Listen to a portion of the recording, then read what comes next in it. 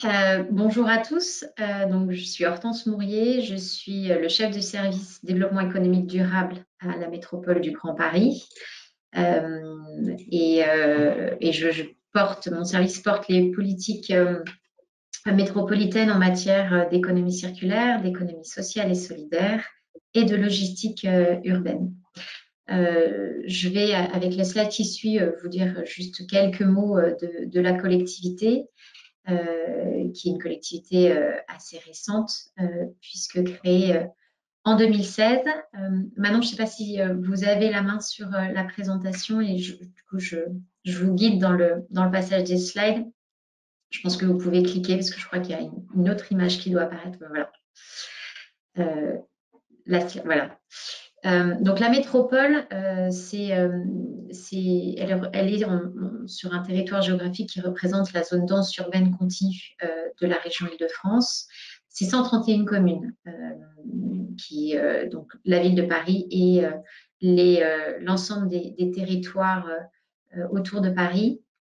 Les compétences qui lui ont été données sont au nombre de 5. Certaines sont partagées avec les établissements publics territoriaux qui sont également un échelon territorial de la métropole et avec les communes, et d'autres qui sont des compétences stratégiques que l'on a en propre. Mais je ne m'attarde pas plus particulièrement sur ces compétences. Je pense que les présentations vous seront partagées. Je vais me concentrer sur la commande publique circulaire et quels sont les 3 niveaux d'intervention pour la métropole et comment nous mettons en œuvre cette politique.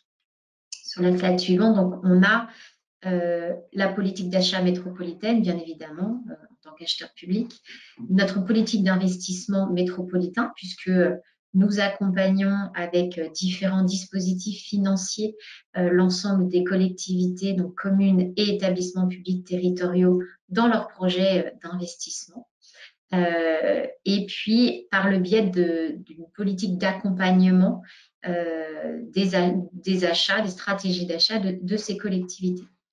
Et donc, c'est sur ce 3e volet que je vais me concentrer pour vous présenter un programme d'accompagnement qui vient compléter l'offre d'accompagnement qui existe sur le territoire et qui est le cœur de la présentation de ce jour, puisque porté par le GIP Maximilien. Quelques éléments de contexte sur pourquoi accompagner les achats circulaires et solidaires. Il y a trois sujets clairement identifiés qui sont le poids économique de la commande publique et encore plus forte sur la métropole du Grand Paris qui représente 25% du PIB national. Donc, le poids de la commande publique de l'ensemble des communes du territoire est extrêmement important. Nous avons commencé à travailler sur ce sujet dès 2018 lors des premières discussions dans le cadre de l'élaboration de la feuille de route économie circulaire, puisque la commande publique a trouvé sa place dans les axes de travail que la feuille de route listait. Et c'est donc dans ce cadre-là que nos premiers travaux ont commencé. Et puis, ce qui bien évidemment renforce et rend d'autant plus important ce travail-là, c'est bien évidemment le contexte économique et sanitaire dans lequel nous nous trouvons depuis 18 mois maintenant. Et la métropole considère maintenant que la commande publique est également un outil de relance économique en complément bien sûr de son impact en matière d'économie, d'impact social et environnemental. Donc nous avons en 2018, avec un certain nombre de parties prenantes qui dialoguaient avec l'État dans l'élaboration de la feuille de route, décidé d'expérimenter un dispositif d'accompagnement des acheteurs. Et donc, l'objectif très clair est d'accompagner l'intégration de critères d'économie circulaire dans les stratégies d'achat d'acheteurs aussi bien publics que privés, tout simplement de par la nature des structures qui souhaitaient s'engager dans un dispositif d'accompagnement. Ces structures aujourd'hui, elles sont au nombre de 4, la métropole, l'Observatoire des achats responsables, l'Institut national de l'économie circulaire et les canaux. De par donc, ces structures, vous comprendrez que du coup, on va s'adresser aux acheteurs au sens large, aussi bien privés que publics. Donc, on a, en 2019-2020, accompagné de façon assez expérimentale un groupe d'acheteurs, ils étaient 37, et 37 acheteurs qui sont venus avec un projet d'achat, donc un accompagnement extrêmement concret et opérationnel. Et parmi, bien sûr, ces participants, ce qui est important dans l'action et la participation de la métropole, c'est la mobilisation des communes et des EPT. Le programme poursuit bien sûr un second cycle aujourd'hui avec une participation plus forte de collectivités et d'EPT, ce qui est un critère d'évaluation important pour nous. Mais c'est surtout de voir la dynamique également qu'il naît entre le partage de connaissances d'acheteurs privés, d'acheteurs publics. Les contextes réglementaires ne sont pas toujours les mêmes, mais finalement, il y a beaucoup d'émulation et de choses à partager entre acheteurs privés et acheteurs publics. L'objectif, comme je le disais, c'était l'économie circulaire au démarrage. La situation évoluant, nous accompagnons également à l'intégration de l'économie sociale et solidaire. Nous avons maintenant une approche conjointe de ces deux sujets, considérant aussi que l'économie circulaire est un outil et que l'économie sociale et solidaire est le moyen humain et donc indissociable à prendre en considération dans les stratégies d'achat de tous. Qu'est-ce que l'on a cherché à créer à travers ce programme? C'est bien évidemment fédérer une communauté d'acheteurs privés et publics, pouvoir les accompagner de façon extrêmement opérationnelle dans leurs achats. C'est créer bien sûr le dialogue et le partage de la connaissance, tout en étant dans une démarche de sensibilisation et de pouvoir outiller chacun des acheteurs pour qu'ils puissent porter au sein de sa structure la parole pour que ça s'étende effectivement à toute la stratégie d'achat de la structure, avec comme objectif ultime qu'il y ait un impact pour les entreprises locales, là où l'achat va être porté, et puis un ciblage sur les entreprises de l'économie circulaire pour notre territoire. La communauté, elle s'étend également pas qu'aux acheteurs, mais à l'ensemble des porteurs de solutions d'économie circulaire et d'économie sociale et solidaire qui sont mobilisés dans le cadre de ce programme. La cible, vous l'avez compris, ce sont les acheteurs, mais pas au sens littéral du terme. Ce ne sont pas que des acheteurs qui sont partie prenante de ce programme. Ce sont finalement toute personne qui intervient à un moment donné dans l'acte d'achat. Donc, ça va être la direction métier, les directions juridiques et financières et tout autre collaborateur ou agent qui, à un moment donné, a participé à cet acte d'achat. Dans le cadre du programme que nous portons avec nos partenaires, c'est un programme qui est ouvert à l'ensemble des soit collectivités de la métropole, soit les membres des structures qui portent ce programme. L'acte d'engagement est extrêmement simple, une charte est à signer et une assiduité à suivre l'intégralité du programme. Un retour sur la première édition pour vous montrer un peu la typologie, le profil des participants que nous avons accompagnés.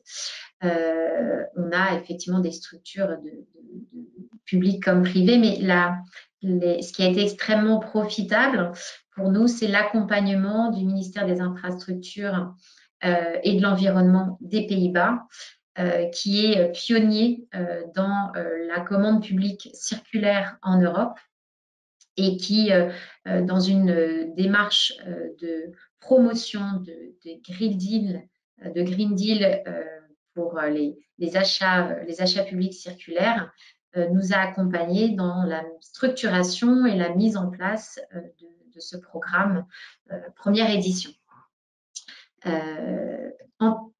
Nous nous sommes donc appuyés sur la méthodologie qui nous ont apporté. Vous pouvez passer à la slide suivante maintenant, et qui structure en plusieurs étapes la réflexion sur l'acte d'achat. Donc, nous avons, retravaillé leur approche pour l'adapter aussi aux attentes et aux besoins exprimés par nos participants. Et donc, nous avons structuré donc, cette approche d'achat en 10 étapes qui donc sont représentées par cette infographie un peu ludique, et donc qui va donc de l'élaboration de la stratégie d'achat jusqu'à déployer la démarche de façon systématique à l'ensemble des achats de la structure. Ce travail que nous avons mené nous a permis de construire un outil qui est donc un livrable, un guide en 10 étapes pour intégrer l'économie circulaire dans les achats. Donc c'est un guide que nous partageons le plus largement possible, et qui, je l'espère, sera également un outil dont chacun d'entre vous pourra se saisir. Toute chose que nous engageons par ailleurs dans le cadre de ce programme, au-delà du bénéfice des participants, est apporté à la connaissance du plus grand nombre. Ce guide, comment se structure-t-il? D'une part, il accompagne chacune de ces 10 étapes de l'élaboration de l'achat circulaire, et il a également, il apporte 2 répertoires, 2 annuaires. Un premier annuaire qui est l'annuaire de l'ensemble des participants de ce programme, puisque un des engagements de chaque participant est de se positionner comme personne ressource pour tout acheteur qui souhaiterait être accompagné ou avoir un retour d'expérience sur l'achat qui a été porté par le participant. Donc, il y a vraiment cette logique de réseau et de partage de la connaissance. Donc, dans ce répertoire, vous trouverez de façon très pragmatique les coordonnées du participant, l'achat qu'il a porté, pour qu'il puisse être mobilisé par chacun de vous. Et puis, il y a également l'annuaire des porteurs de solutions, où là, encore une fois, tous ceux que nous avons mobilisés, experts, entreprises, pour accompagner ce groupe d'acheteurs. Chacun est également personne ressource et peut être mobilisé au besoin. La deuxième édition de ce programme que l'on souhaite intensifier, c'est le slide précédent, Manon, sur les 2 étapes du parcours. Nous avons appris de notre première édition, et donc nous continuons d'apprendre et donc d'essayer de répondre aux besoins des acheteurs qui souhaitent être accompagnés dans le cadre de ce programme. Donc, ces 2 programmes, un programme activation et un programme accélération. Encore une fois, chacun vient avec un projet d'achat pour qu'on puisse travailler de façon extrêmement concrète sur son projet d'achat. On a 2 niveaux pour des niveaux de maturité et des niveaux, on va dire, d'appropriation, d'intégration des enjeux de l'économie circulaire et de l'ESS qui est différent, encore une fois, pour pouvoir répondre de la façon la plus adaptée aux besoins de chacun. Et puis, on a en complément de ces parcours dans lesquels nous orientons nos participants, des cycles communs, des cycles de partage et de rencontres, et puis également un suivi individualisé de ces participants. On a bien évidemment, pour pouvoir évaluer l'impact de ce programme, différents indicateurs de suivi. Voilà, certains sont présentés ici. On continue d'en développer, et on en développe particulièrement en termes de mesure d'impact. Et ça, c'est avec des partenaires intéressés de pouvoir développer des outils qui, quand ils seront accessibles, seront partagés au plus grand nombre. Donc ça, c'est voilà, pour vous partager également un autre dispositif et puis des outils qui sont à la disposition de tous aujourd'hui, ce qui était extrêmement important pour les porteurs de ce programme et en dialogue avec le GIP Maximilien, c'est de pouvoir offrir une offre, on va dire, d'accompagnement, de services large sur le territoire, pour des profils d'acheteurs également différents. Je pense qu'il n'y aura jamais assez d'initiatives pour accompagner les acheteurs à intégrer l'économie circulaire et l'ESS dans leurs achats. Donc, voilà, ce qui était. Donc, on accompagne, la métropole est également en accompagnement du programme du GIP. C'est extrêmement fort et d'avoir cette pluralité de dispositifs. Et donc, on veille effectivement à ce qu'il y ait un dialogue et un partage de connaissances dans les outils, dans ce que chacun va pouvoir produire, et l'identification également peut-être de temps commun pour pouvoir favoriser la mise en réseau des acheteurs du territoire. Mais tout ça est également en construction. Le GIP démarre sa première session. Nous expérimentons encore sur une deuxième édition. Et donc, voilà, l'objectif étant de pérenniser des dispositifs d'accompagnement sur le long terme pour notre territoire. Voilà. Merci pour ces quelques minutes de présentation et d'attention de votre part. Merci Hortense. Effectivement, c'était intéressant de pouvoir présenter aussi ce que déploie la métropole du Grand Paris, également financeur de la mission achats publics circulaires et environnementaux portée par Maximilien.